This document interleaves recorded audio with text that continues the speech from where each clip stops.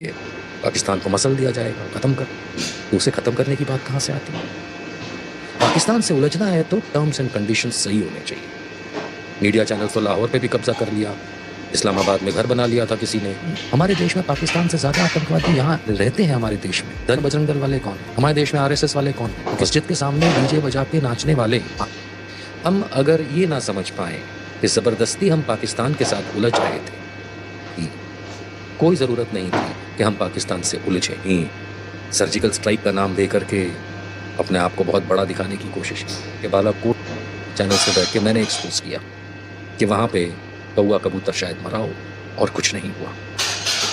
पुलवामा का तो अभी तक कोई नतीजा मिला नहीं, पहलगाम हमला फिर हुआ। पाकिस्तान से उलझने के बजाय हमें वो 4 आतंकवादी ढूंढने चाहिए थे जहाँ से हम अगर फेकुलॉजी पे चलेंगे तो फिर कोई हमको साथ नहीं देगा। पहलगाम हमला हो ही नहीं सकता अगर वहां पे सरकार या वहां की सुरक्षा एजेंसीज मिली हुई ना हो। जितनी दूरी से कोई घुसपैठ करता है, 10-15 हजार फीट ऊंचे पहाड़ और 3-4 लोग तो ऐसे लाल के आ भी नहीं सकते। वहां सुरक्षा एजेंसियां हमारी लगी, वायुसेना पेट्रोलिंग करती है, आर्मी है, जो होम मिनिस्ट्री के आते हैं। चप्पे चप्पे पर है। चप्पे के गांव, किसी गांव में किसके घर में क्या सब्जी बन रही है, वो इंटेलिजेंस को पता होती है। या तो एक गेम होता है जिसमें अलाउ किया जाता है, लेकिन अगर कोई अंग ये अलाउ कर रहा है तो फिर पहाड़ों से होकर आने की क्या जरूरत है? तो बड़े आराम से कहीं से वायुयान में बैठ के आएंगे, दुबई से उतरे होंगे दिल्ली में, आराम से ले गया होगा दविंदर सिंह जैसा कोई इनको। इतना बड़ा अटैक कराया और हवा में गायब हो गए। तरह पहुंच भी अगर गए थे तो चले कैसे गए? अमेरिका पाकिस्तान का साथ देगा, चाहे आपको अच्छा लगे या बुरा। चाइना पाकिस्तान का साथ देगा, चाहे आपको अच्छा लगे। यूरोप पाकिस्तान का साथ देगा, आपको अच्छा लगे या बुरा। आप किसी देश को खत्म कर सकते हैं? अगर खत्म कर सकते तो इजराइल कब का खत्म हो चुका होता। जरा सा डरो और सहमो कि अगर ऐसा हुआ। एक्सपर्ट्स बता कि आप दिल्ली आए और हम लोग बातचीत करें। बातचीत इस पर करना चाहते थे कि अभी अभी देश तकरीबन जंग से बाहर आया है। हम चले ही गए थे, ऐसा लग रहा था जंग हो जाएगी।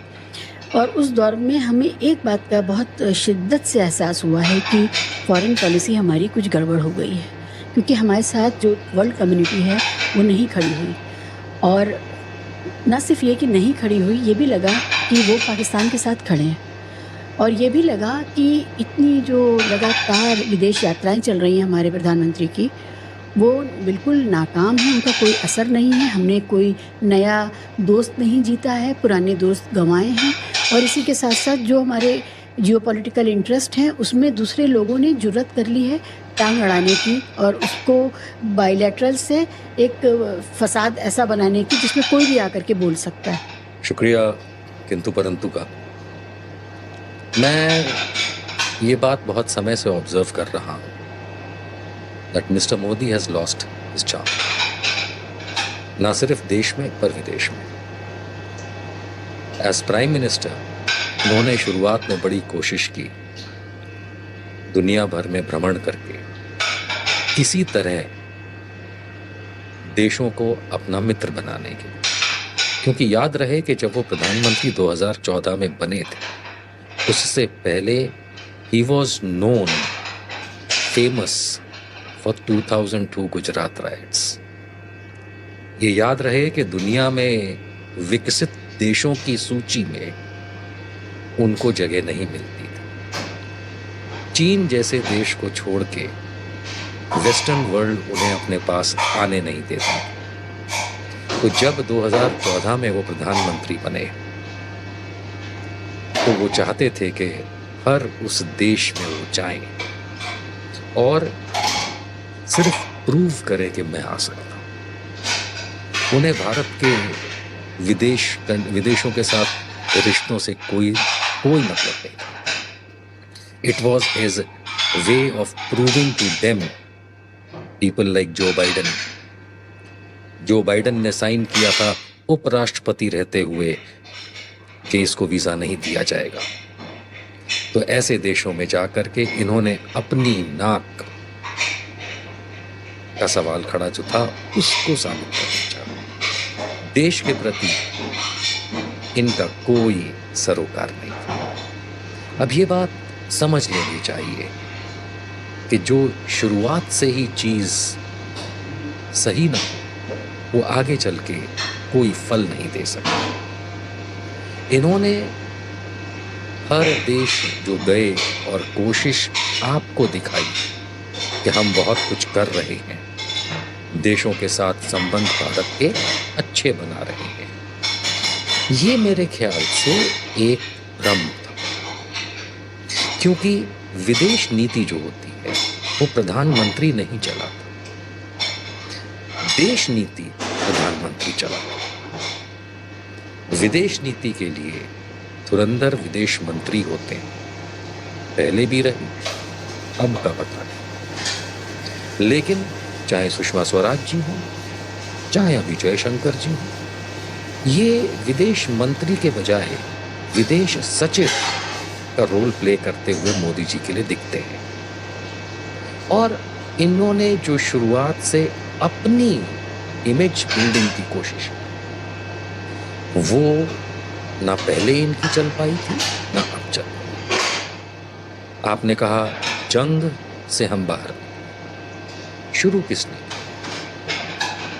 हम अगर ये ना समझ पाए कि जबरदस्ती हम पाकिस्तान के साथ उलझ रहे थे, तो फिर आगे समझना ही मुश्किल हो जाए। कोई ज़रूरत नहीं थी कि हम पाकिस्तान से उलझे। लेकिन बीजेपी की हो, चाहे मोदी जी हो, चाहे इनके नेतागण हों, इन्हें हिंदुस्तान, पाकिस्तान, मुसलमान, बस यही दिखता है। हम आपको बड़ा क्लियरली बता दें, पाकिस्तान से उलझने की ज़रूरत पिछले 20 सालों में कभी नहीं रही। जब मैं कहता हूँ 20 साल, तो मैं वहाँ से शुरू करूँगा जहाँ अटल बिहारी जी हमें छोड़ गए। कोई ज़रूरत नहीं थी कारगिल को युद्ध बनाने की। कारगिल में घुसपैठिए आ रहे थे, उनको हमने मारा। वो कोई युद्ध नहीं था, because it was not officially India Pakistan war. लेकिन नॉमेनक्लेचर दिया गया, नाम दिया गया युद्ध का, पब्लिक में एक अपील क्रिएट करने के लिए कि देखिए हम भी वही कर सकते हैं जो कांग्रेस की सरकारें करती हैं। भारतीय जनता पार्टी ने वही सिस्टम मोदी जी के समय फॉलो किया। इन्होंने कहीं सर्जिकल स्ट्राइक का नाम दे करके अपने आप को बहुत बड़ा दिखाने की कोशिश की। सेना तो रोज सर्जिकल स्ट्राइक करती। बालाकोट, मुझे बहुत अच्छे से याद है कि बालाकोट इंडिया में नेशनल मीडिया चैनल्स पे बैठ के मैंने एक्सपोज किया कि वहाँ पे कौवा कबूतर शायद मरा हो और कुछ नहीं हुआ। और ये बड़े बड़े चैनल्स जो हैं, इनमें बैठ करके इन्हीं को हमने दिखाया कि कैसे आपका पूरा इन्फॉर्मेशन गलत है। लेकिन भारतीय जनता पार्टी का जो फॉलोअर है, और अमूमन ऐसा होता है कि राजनीतिक दलों के जो फॉलोअर्स होते हैं उनमें अधिकांश ताली बजाने वाले लोग होते हैं। ये चीज़ मोदी जी को बहुत अच्छे से पता है। पुलवामा का तो अभी तक कोई नतीजा मिला नहीं, पहलगाम हमला फिर हुआ। पाकिस्तान से उलझने के बजाय हमें वो 4 आतंकवादी ढूंढने चाहिए थे, जहां फोकस करना चाहिए वहां पे मोदी जी फोकस नहीं करते। और फिर अगर ये आशा की जाए कि पाकिस्तान के साथ उलझ के जिन जिन देशों में ये जाके अपना वो हमसे बेहतर तरीके से बिहेव करेंगे, तो मेरे ख्याल से दुनिया में अभी भी कई देश ऐसे हैं जो सच का साथ देते हैं। सच का साथ देने वाले देश पहले भारत का भी साथ देते थे। लेकिन हम अगर फेकोलॉजी पे चलेंगे तो फिर कोई हमको साथ नहीं देगा। अगर हम झूठ बरसेंगे तो हमारे घर के लोग ही अपना साथ छोड़ देंगे, विदेश वाले तो हमारे साथ नहीं आएंगे। हम पहलगाम हमले की शुरुआत को समझते हैं। पहलगाम हमला हो ही नहीं सकता था अगर वहाँ पे सरकार या वहाँ की सुरक्षा एजेंसीज मिली हुई ना हो। पॉसिबल ही नहीं। जितनी दूरी से कोई घुसपैठ करता है, वो जैसे हम राजस्थान, दिल्ली यहाँ देखते हैं तो ज़मीन सीधी और प्लेन है। लेकिन अगर हम LOC पे जाते हैं तो वहाँ प्लेन नहीं है। 10-10, 15-15 हज़ार फीट ऊंचे पहाड़ हैं, पर्वत हैं, उन्हें लांघना आसान नहीं।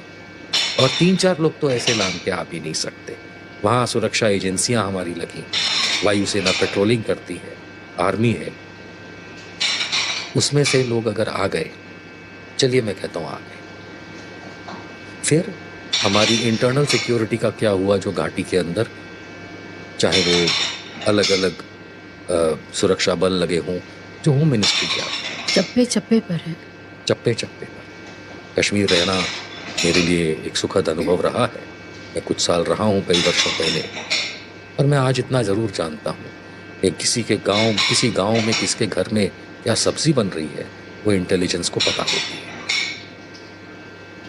कि बकरा आज जो मटन बनेगा वो किस कसाई क्या से आया है, ये तक पता होता है। ऐसे में 4 लोग इतने आराम से पॉसिबल नहीं है अनलेस कोई ना कोई उसमें मिला हुआ हो। और ऐसा नहीं है कि कोई एक कांस्टेबल लेवल का आदमी मिला हुआ। ये एक बहुत बड़ा या तो एक गेम होता है जिसमें अलाउ किया जाता है, और या फिर जब सरकार का कोई अंग, पूरी सरकार को तो हम कैसे कह सकते हैं, लेकिन अगर कोई अंग ये अलाउ कर रहा है तो फिर पहाड़ों से होके आने की क्या जरूरत है? तो बड़े आराम से कहीं से वायुयान में बैठ के आएंगे, दुबई से उतरे होंगे दिल्ली में, आराम से ले गया होगा दविंदर सिंह जैसा कोई इनको, इतना बड़ा अटैक कराया और हवा में गायब हो गए। किसी तरह पहुंच भी अगर गए थे तो चले कैसे गए? वापसी कैसे हो गई उनकी? कहाँ हवा में उड़ गए? सो ये हो ही नहीं सकता जब तक बहुत बड़ा सहकार सरकार की तरफ से ना मिला हो। It is just not possible. Abhimanyu चक्रव्यूह में घुस तो गया था, निकल नहीं पाया। आजकल के इनके जो टेररिस्ट्स नाम इन्होंने दे रखे, ये बड़े आराम से आते हैं, कांड करते हैं, चले जाते हैं, और हमारी 56 इंच की सरकार हाथ मलती रह जाती है। अब अगर ये इतना बड़ा हादसा हुआ, 26 लोग मारे गए, सेना विफल, सिक्योरिटी एजेंसीज विफल, अजीत डोभाल विफल, अमित शाह विफल, नरेंद्र मोदी विफल, उसके बाद आप पाकिस्तान से उलझते हो। पाकिस्तान से उलझना है तो टर्म्स एंड कंडीशंस सही होने चाहिए। हमारे देश में हवा चला दी जाती है, पाकिस्तान को मसल दिया जाएगा, खत्म कर दिया जाएगा, प्यासा मार दिया जाएगा। मीडिया चैनल तो लाहौर पे भी कब्जा कर लिया, इस्लामाबाद में घर बना लिया था किसी ने। सो इसे हम नॉनसेंस कहते हैं। मैं आज बता रहा हूं कि हम किसी भी देश को खत्म करने की बात ना सोचनी चाहिए ना करनी चाहिए। ये वही ताली बजाने वालों के लिए है, अपना पॉलिटिकल उल्लू सीधा करने के लिए। घर में तालियां बजेंगी तो वोट मिलेंगे, लेकिन क्या आप किसी देश को खत्म कर सकते हैं?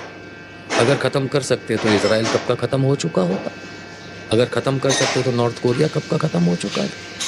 ये तो आधी दुनिया के दुश्मन है, लेकिन आप उन छोटे छोटे आधी दुनिया के दुश्मनों को नहीं खत्म कर पाए। तो आरएसएस के द्वारा खुद बयान किया हुआ कि भारत पाकिस्तान तो भाई भाई है, दत्तात्रेय होसाबले का स्टेटमेंट है।